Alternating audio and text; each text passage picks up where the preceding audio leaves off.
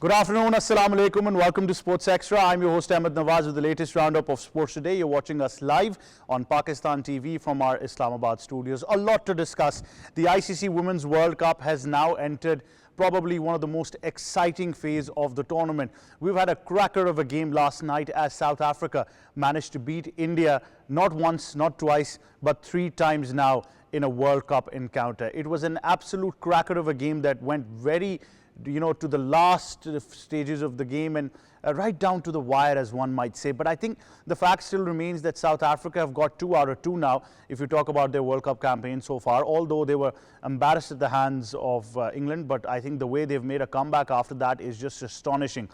India would, of course, want to go back to the drawing board because this is the first scare to them in this World Cup. So they'll think that they probably got to up their ante and up their game. But nonetheless, it's just been a terrific job by South Africa. And I was just talking to one of my friends here in studios, and we were assessing that the great thing about this South African team is that no longer is there a complete reliance on the likes of Marisa and Cap or Laura Wolfart, who have got probably more than 201 internationals amongst them. But I think the fact is that everybody's performing in every game. So that is a must when you want to win tournaments. And who knows, South Africa had already probably broken the curse of being the ICC World Test Champions, of getting an ICC trophy.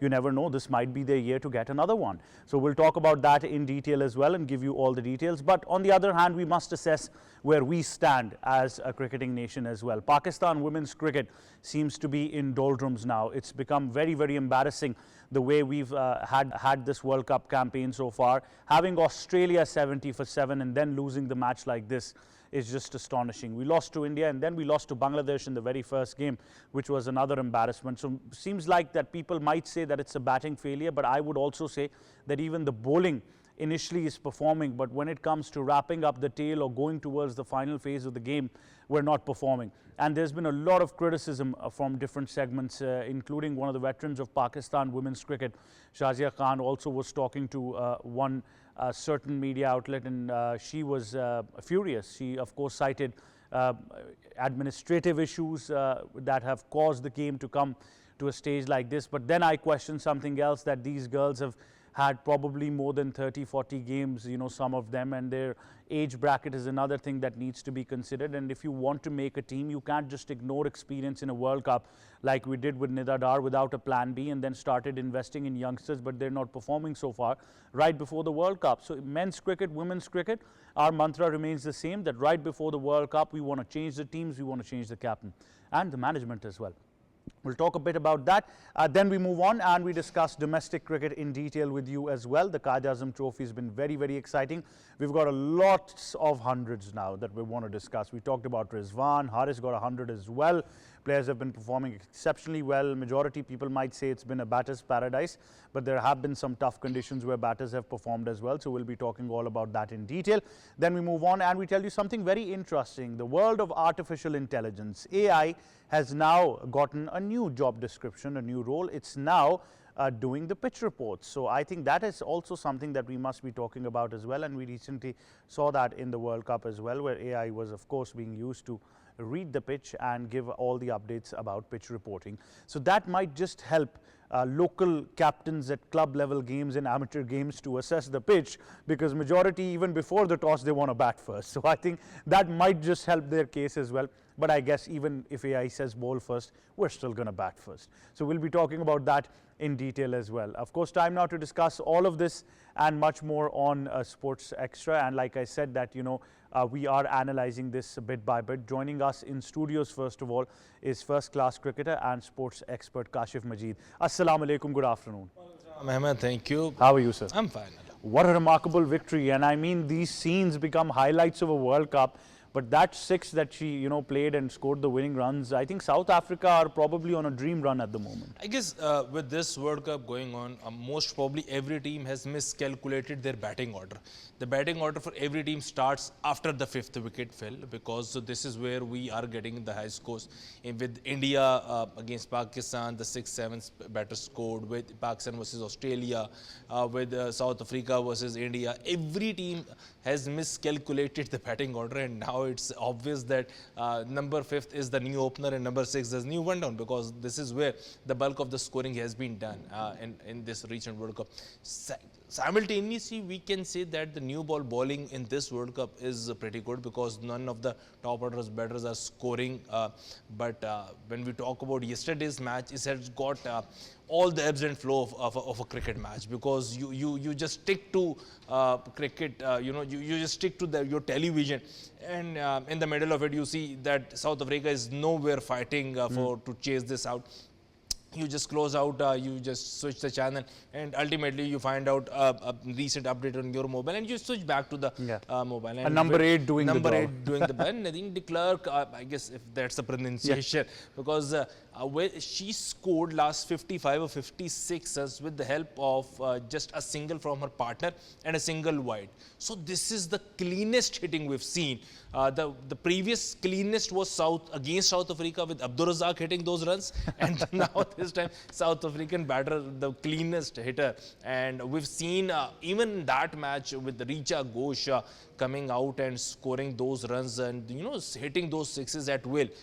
And hitting those boundaries at will. But when Nadine de Klerk came in, and the way he scored runs, most probably he's just surpassed Richa Ghosh inning, and this match actually that tells what a World Cup is all about. Absolutely, she was brilliant. I think I must confess this, that probably Indian women's cricket team didn't do anything wrong. They fielded well, they bowled well, but it just was South Africa's day. It's as simple as that. To discuss the Women's World Cup and also to analyze on the other end Pakistan's performance as well when it comes to World Cup cricket. But we've had so much of excitement already before the knockouts. I think it's just remarkable. To discuss it further, we've now been joined on Sports Extra by former cricketer, a coach and also a commentator, and our expert for today, Dr. Samara Afzal, joins us from UK. Good afternoon, Dr. Saba, and welcome to Sports Extra. Good afternoon, Assalamu alaikum, and thank you for having me. Thank you for joining us and taking out time. I understand work is keeping you very busy. Now, what would you like to highlight about the World Cup so far? Particularly, let's talk about South Africa, who seem to be on a dream run at the moment. Yeah, the way South Africa played yesterday to beat India, and India, I have to say, along with Australia and England, are probably the top 3 favourites. So I think South Africa did really well, considering they, prior to this tournament, they played against Pakistan, and Pakistan did very well against them. So I think in order, to get their team lifted again to perform the way they did yesterday, and again, it just shows that you need depth in the batting order. So then, number 8 scoring 80-odd runs with a strike rate of 155, number 7 scoring 49. And I think that's what Pakistan is unfortunately missing, is that batting depth. I think, again, with India, they are one of the favourites to win, but again, I feel like they can still do better with their batting. I don't think their main players, their big players, have really scored many runs so far. So Harmanpreet hasn't been in great form of recent time. Smriti Mandhana, who is one of my favourites to watch, hasn't really gone big. She's got a few starts, but nothing big.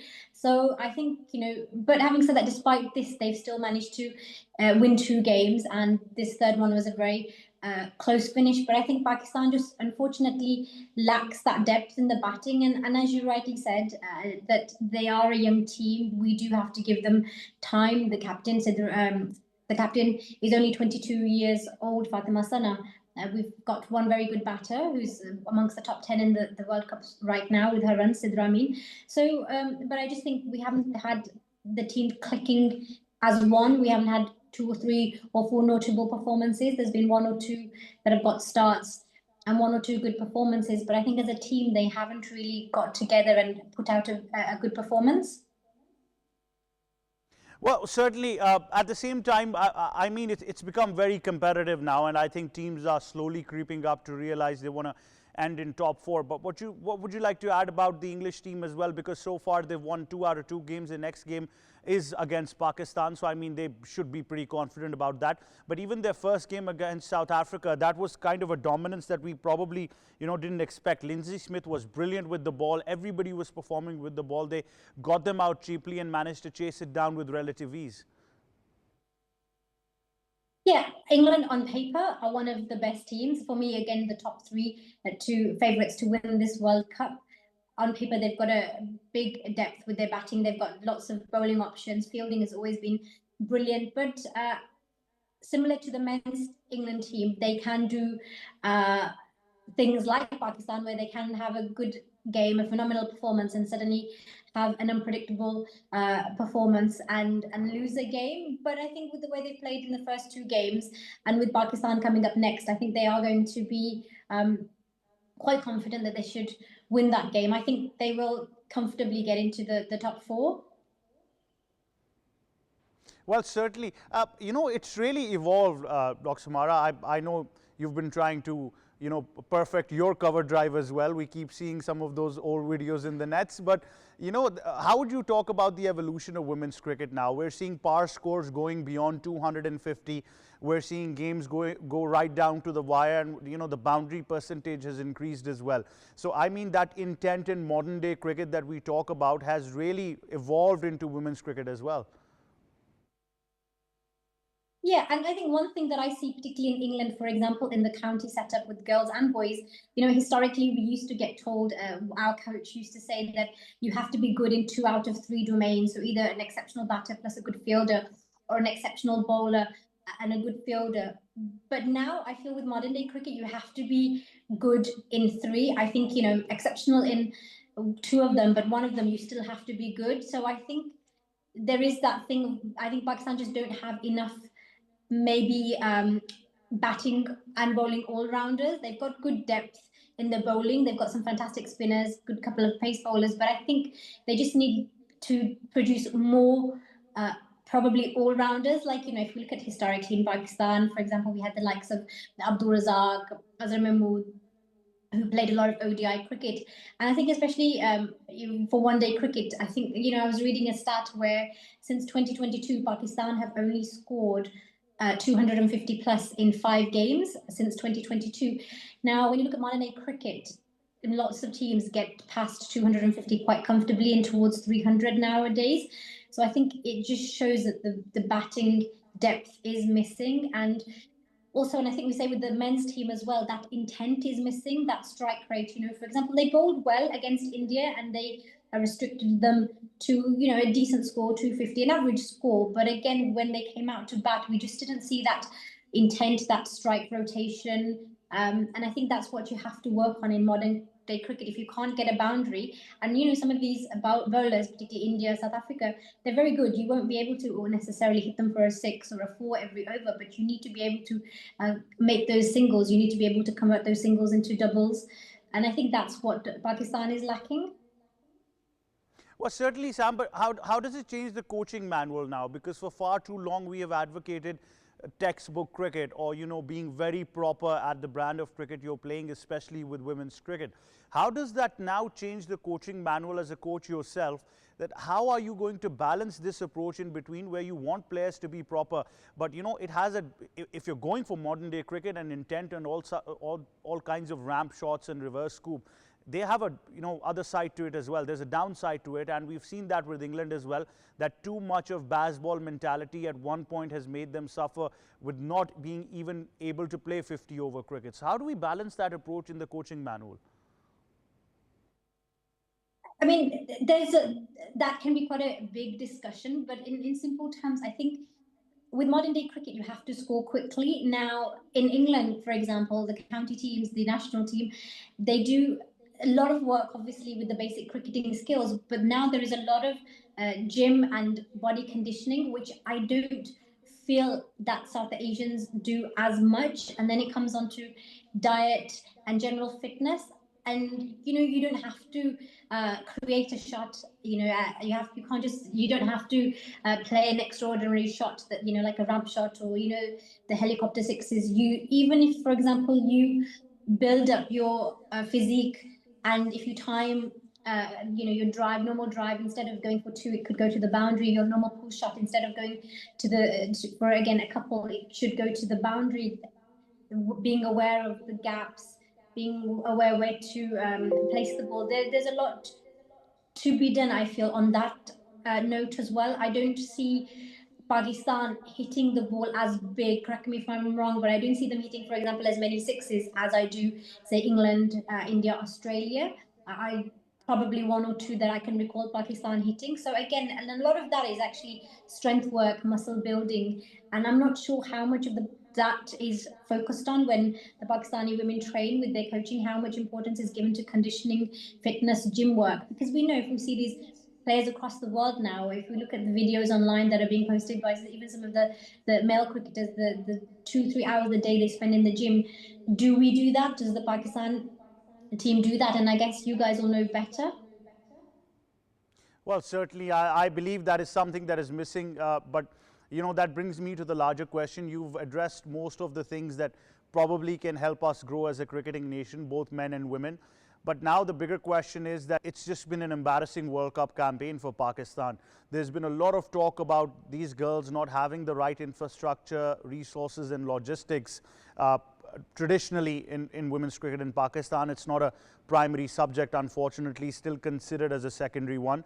But how do we improve this now? Because one school of thought says that, you know, start investing in grassroots and immediately have leagues and, you know, increase the number of team and players. But the other school of thought then focuses on not just the quantity, but, you know, maintaining that quality through competitiveness and competitive cricket as well.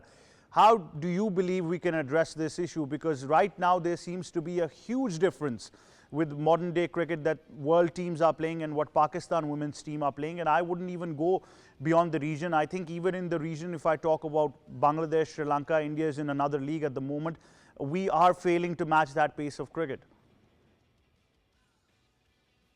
I think you have to start at the basic level. You have to start them young. In England, for example, in county cricket, county for girls starts at an under 11 level, and anyone from the age of 8 can go to those trials. That doesn't happen in Pakistan. Girls tend to join the system later on in life. So 13, 14, 15, very rarely you'll see the odd, you know, there was the case of, I think, Sajida Shah, she was 12 years old and she was put into the Pakistan team, but very rarely have I seen that there's a good structure in place for girls who are 8 years old, 9 years old, because once you've got them, once they've done the trials, you've got them into a setup, then you have to get them doing all these fitness drills, you have to get them working on their skills. But I think you need to identify more players. For example, in England now, and I think it would work for Pakistan, is actually you can send in video trials for your child. So there should be some system that's fair, because not everyone, for example, from rural areas may or may not be able to make it to trials, or there might be other restrictions, you know. And I did a lecture at Kinnaird College and I heard some really beautiful stories about girls traveling from rural areas with their father for hours on end, sleeping outside the trials center and then giving their trial. We need to make it easier for these girls to access cricket. We need to give some support. There's lots of girls from underprivileged backgrounds who can't afford basic necessities, so they can't even afford to travel to trials. We need to have some sort of scholarship, some sort of help in place for them. And I think we will attract a much larger pool of talent. You know, I did some coaching here not so long ago. We had a Pathan girl, never played cricket here, but played in Pakistan. And she was smashing the ball all over the place, really high for sixes. And this kind of natural talent is obviously in Pakistan. We have to try and find it. We have to make it easier. We have to find those girls that don't have access. And we have, until all of this basic stuff is looked into, which is exactly what's happening in England, you can't increase the talent pool. You can't then have a big selection of players, and you have to then just go with whatever you have. Well, certainly.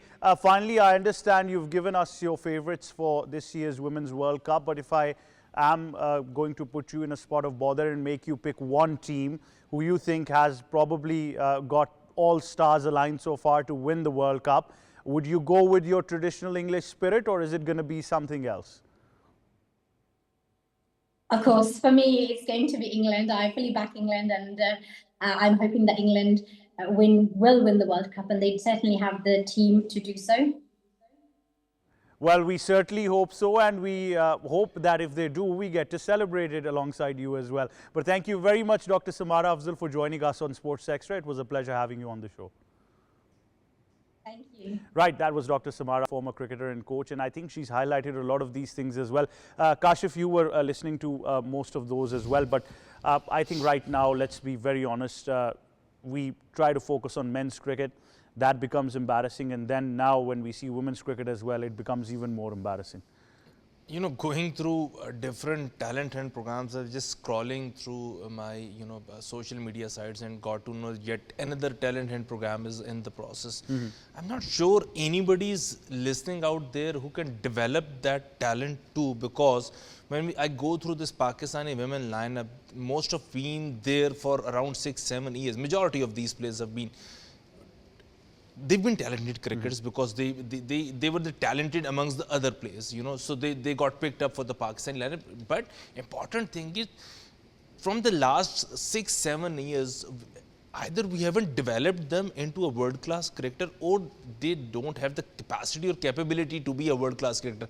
It's either way, it's one of the two, because ultimately when we see them perform at the top level, we couldn't find them, worthy of playing against those sides who've been doing very well. Because, going into a World Cup is, we do talk about those incredible stories of those cricketers getting into the team, because from where they came, how they managed to beat all the odds of the society and get into a team. But once you are in the team, then all the stories are behind you, because now you are competing in the very best of the world. But this is where we lost the track, because we just wanted a story to be in the side.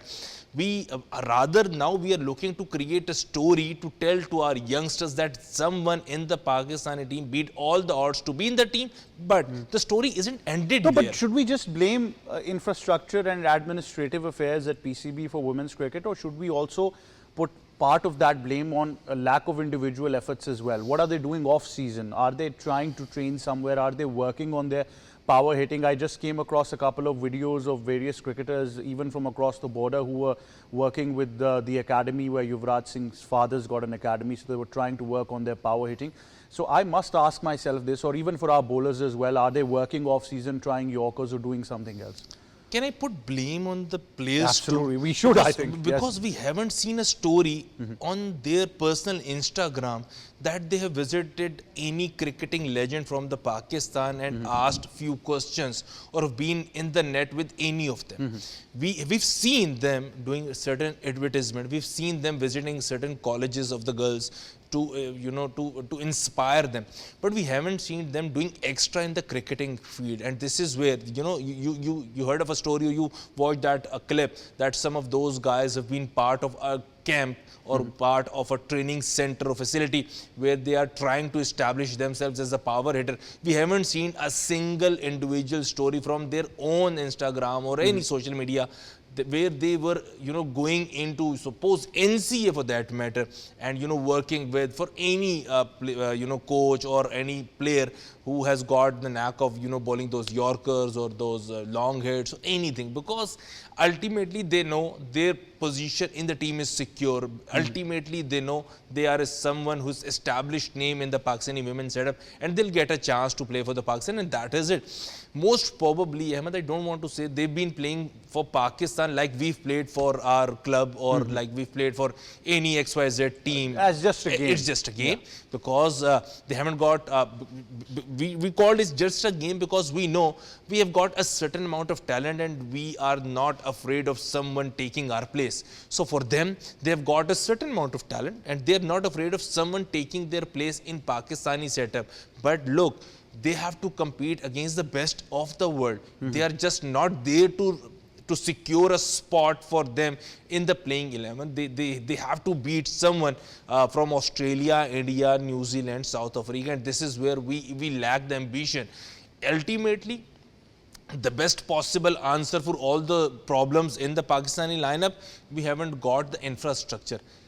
Look, when you started playing cricket and now you are sitting at a standard, you have got multiple of those infrastructure facilities available to you. But the interesting part is that even, look, I won't be surprised if we end up at probably the bottom in this World Cup. Let's be very honest about it.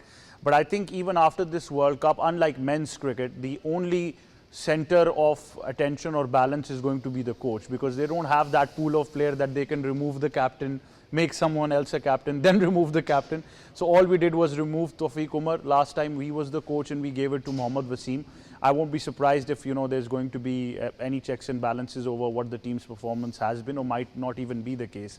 But the fact is that after this World Cup, Pakistan should be very, very serious of what they want to do. Otherwise, if we keep up ending at the bottom of the table, there might come a time where we might not even qualify for the Women's World Cup. You know, what happened in the recent past is we came across a talent hunt program, a pool of players who've been picked as an under-19 cricketers, and when we asked these under-19 cricketers to play against the likes of all those cricketers who are in their 30s and regular features of Pakistani lineup, of course those experienced guys win that match. But someone has to just stay stop for a moment. We are asking a raw talent against a very finished product. Let's find out if this raw talent has got enough of that talent to beat them when they are 31 or they are 29. Because they'll be traveling around 10 years of their life and they have got the capacity to be very best in the coming 10 years.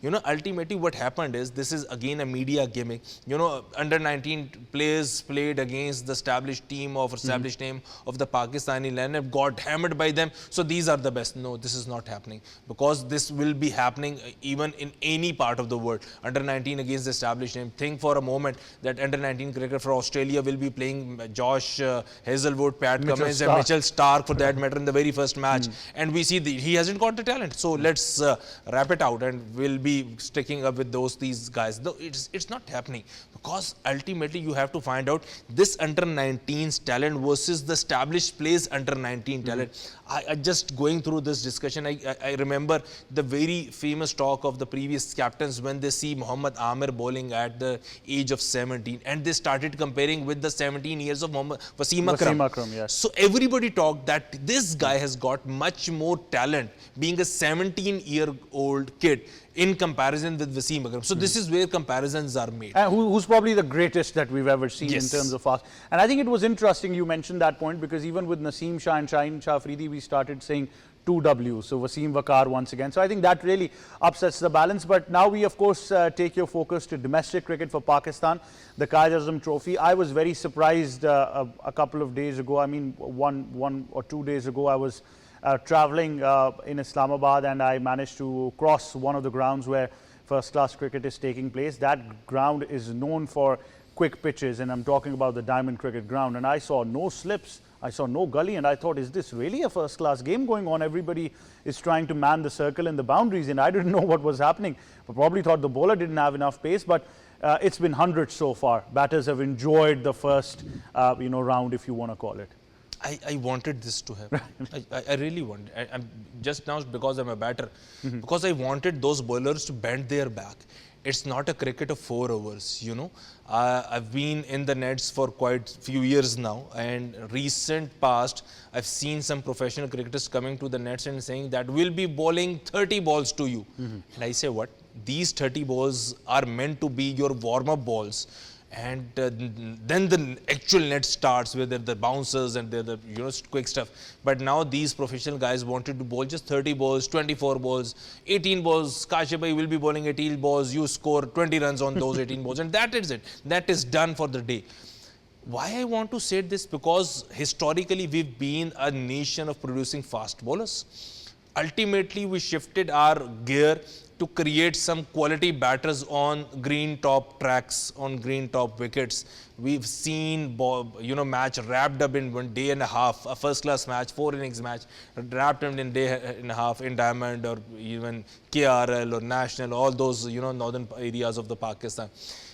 And what happened was, we've seen, I don't want to name bowlers, but we've seen fast bowlers opening, bowling the new ball with an average speed of 131 for Pakistan. And this was one thing we haven't dreamt when we were in the 90s, a fast bowler from Pakistan coming on to bowl at a pace of 131. And remember, I'm not talking about Muhammad Asif. He's somewhere, he's from League of Energy. Yes, League of Energy. So what happened was, on those green tracks, I've seen Rana Naveedul Hasan, let me take the name. Rana was unfit. An injured Rana. Oh yeah, I remember Wabda versus Islamabad, I was there.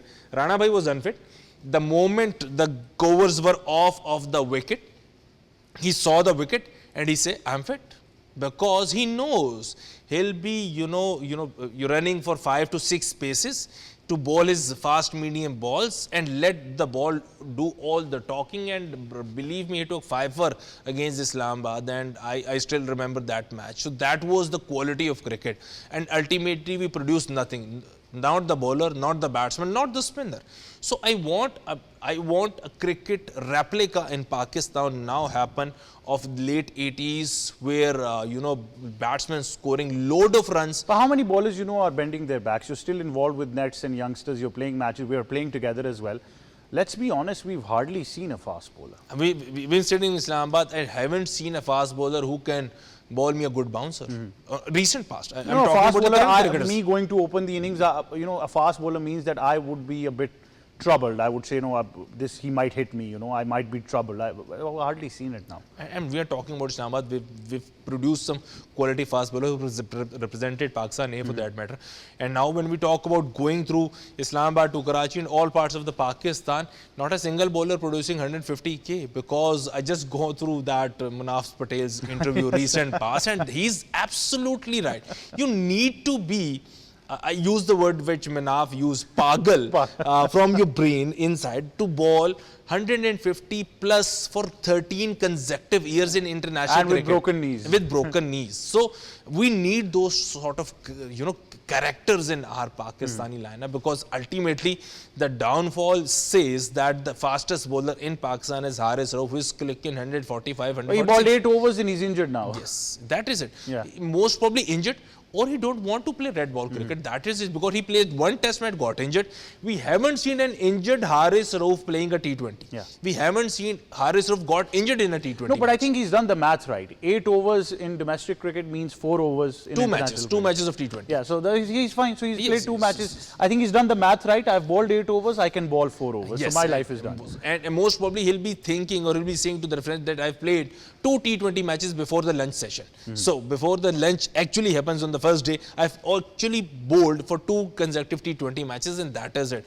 And now, important thing, Ahmed, everybody was talking the quality or the standards of Pakistan domestic cricket.